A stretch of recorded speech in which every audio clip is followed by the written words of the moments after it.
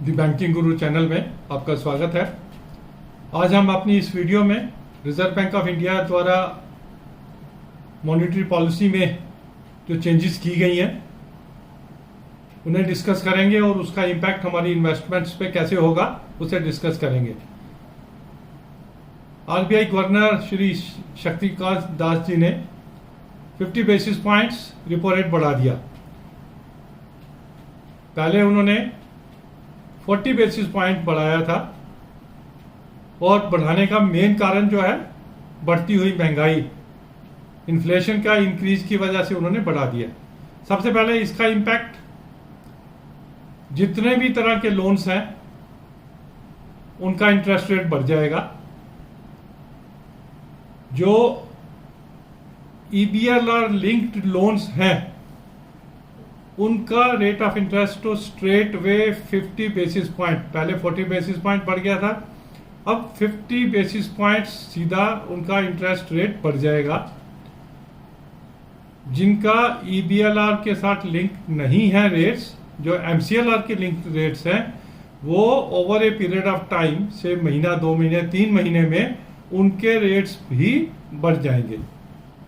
Home loans के rate straight way 0.5% बढ़ जाएंगे। एग्जिस्टिंग होम लोन के रेट्स भी बढ़ जाएंगे एक्सेप्ट फॉर जिन्होंने फिक्स्ड रेट के लोन्स ले रखे हैं, वो रीसेट होते हैं 3 साल के बाद।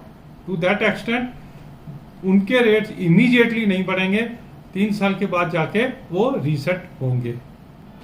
ये भी मान के चलिए कि प्री कोविड लेवल का रिपो रेट 5.15 का लाने के लिए अगस्त में 25 बेसिस पॉइंट्स का इंक्रीज हमें और मिल सकता है, तो we have to be mentally prepared for that. अब इन सब का रेट इंक्रीज का सीधा असर पड़ेगा मैन्युफैक्चरिंग कॉस्ट पे, क्योंकि interest cost is a very important component of the companies profit and loss.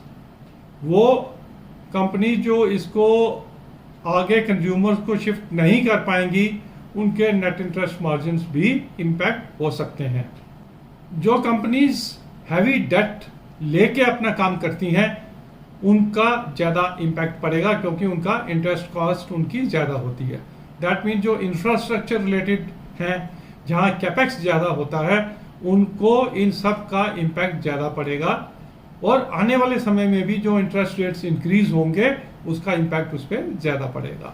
तो हमें फॉर द टाइम बीइंग उन कंपनीज से दूर रहना है जिनका कैपेक्स जो है बैंक लोन फंडेड होके ही चलता है।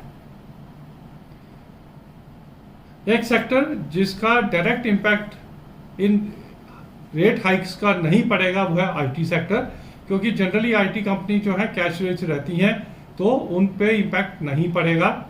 IT कंपनीज क्योंकि ऑलरेडी काफ़ी ये नीचे आ चुकी हैं, उसमें बने रह सकते हैं और अच्छी IT कंपनीज को फर्दर ऐड भी कर सकते हैं। एक इंटरव्यू में SBI चेयरमैन श्री दिनेश खन्ना जी ने कहा, लिक्विडिटी जो है ऑलरेडी हैज कम डाउन। जो पहले 5 लाख करोड़ की सिस्टम में लिक्विडिटी थी वो 3 लाख करोड़ रह गई है। उससे बैंकों को over a period of time deposits लेने के लिए रेट ऑफ इंटरेस्ट बढ़ाने पड़ेंगे, और उसमें जो बैंक्स जिनका कासा अच्छा है उनको बेनिफिट रहेगा। छोटे बैंक्स जिनको डिपॉजिट मिलते ही रेट बढ़ा के हैं, अच्छा अगर FD का रेट है तो उन्हें डिपॉजिट मिलते हैं, तो उनका कॉस्ट ऑफ डिपॉजिट बढ़ जाएगा, उनका इम्पैक्ट हो सकता है, नेट इंटरेस्ट मार्जिन उनके इंपैक्ट हो सकते हैं। बड़े बैंक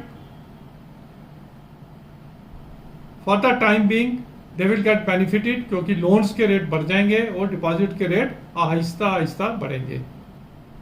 कुछ रेट सेंसिटिव सेक्टर्स जैसे ऑटो, क्योंकि ऑटो की बिक्री डायरेक्टली लिंक्ड रहती है कि रेट ऑफ इंटरेस्ट क्या है मार्केट में। अगर कार लोन्स की फाइनेंसिंग किस रेट पे हो रही है तो उनकी sales to some extent impact हो सकती हैं। देखा बॉन्ड यील्ड्स ऑलरेडी बढ़ चुकी हैं। बॉन्ड मार्केट ने 0.75 बेसिस पॉइंट का इंक्रीज तो ऑलरेडी मान के चल रहे थे, 50 हो गया, 25 और हो सकता है। तो हमें अगर डेट फंड्स में इन्वेस्ट करना है तो this is not the appropriate time to invest in the debt funds. अगर ऑलरेडी इन्वेस्ट किया हुआ है तो उसमें बने रह सकते हैं। Further investment we can wait for another 1 year अगर डेट फंड्स में हमें इन्वेस्टमेंट करना है। एफडीज में भी हमें लॉन्ग टर्म कमिटमेंट्स नहीं करनी है। मैक्सिमम 1 साल की कमिटमेंट करके चलें, 1 साल की रिन्यूअल्स करके चलें, ताकि 1 साल के बाद बढ़े हुए इंटरेस्ट रेट्स का आपको बेनिफिट मिल सके।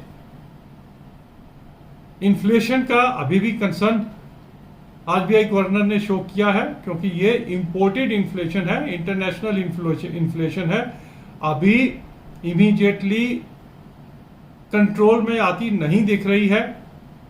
ऑयल 120-124 डॉलर पे चल रहा है। हमने एक वीडियो में ये भी प्रोजेक्ट किया था, हो सकता है 150 डॉलर हो जाए।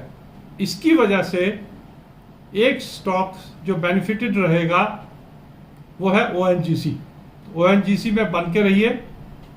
अगर आप हमारी इस धारणा से एग्री करते हैं कि ऑयल के रेट नियर फ्यूचर में कम नहीं होने वाले हैं, रादर बढ़ने वाले हैं, तो वन स्टॉक इज ओएनजीसी, जहां आपको इन्वेस्ट होके रहना है। आप फर्दर भी ऐड कर सकते हैं। हालांकि ऑलरेडी 10 रुपये वो बढ़ गया है, फिर भी 165 तक हम इसमें इन्वेस्टमेंट करके चल सकते हैं।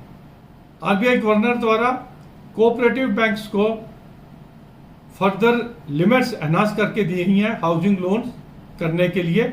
इवन कमर्शियल रियल एस्टेट में भी फर्दर रिलैक्सेशन दी गई हैं। दैट इंडिकेट्स कि आरबीआई हाउसिंग लोन एरिया को रियल्टी सेक्टर को एक फोकस्ड एरिया मान रहा है और उसमें ग्रोथ एक्सपेक्ट कर रहा है। That's why cooperative banks have been further permitted कि अपना एक्सपोजर हाउसिंग लोन्स में बढ़ाएं। तो हमें क्या करना है? हमें रियल्टी सेक्टर में अपना एक्सपोजर बढ़ाना है। जहां भी अच्छे रियल्टी सेक्टर के स्टॉक्स मिलें उसमें फर्दर हम इन्वेस्ट कर सकते हैं रीजनेबल रेट्स पर। क्रेडिट कार्ड पेमेंट्स को यूपीआई के साथ लिंक कर दिया गया, ये अच्छी खबर है क्रेडिट कार्ड कंपनीज के लिए। हम क्रेडिट कार्ड कंपनीज के शेयर्स में भी इन्वेस्ट कर सकते हैं। ओवरऑल ये साल जो है शेयर मार्केट के लिए उतार चढ़ाव वाला रहेगा। इंडेक्स लेवल पे हमें बहुत ज़्यादा मूवमेंट नहीं दिखेगी। Index will be managed at these levels, but shares में हमें काफ़ी उतार चढ़ाव दिख सकता है। तो हमें अच्छे शेयरों में बने रहना है। हमारी call IT sector as a contrarian view and banking sector जो कि ऑलरेडी चल रहा है, इन 2 सेक्टर्स में है। रियल एस्टेट हम फर्दर ऐड कर सकते हैं थोड़ा थोड़ा इसमें। एफएमसीजी, क्योंकि cost of manufacturing, cost of acquiring बढ़ रही है, तो they might not be able to shift the increased cost to the consumers, तो उनके मार्जिन स्क्वीज हो सकते हैं। इंफ्रास्ट्रक्चर प्रोजेक्ट्स, उनकी कॉस्ट बढ़ेगी, उनके मार्जिन स्क्वीज होंगे। ये कुछ सेक्टर्स और कुछ इम्पैक्ट आरबीआई की मॉनेटरी पॉलिसी का हमारी इन्वेस्टमेंट्स पे। अगर आपको ये एनालिसिस अच्छा लगा तो please subscribe to our channel so that in future also we can bring some good analysis for you on banking and finance related topics. Thank you very much.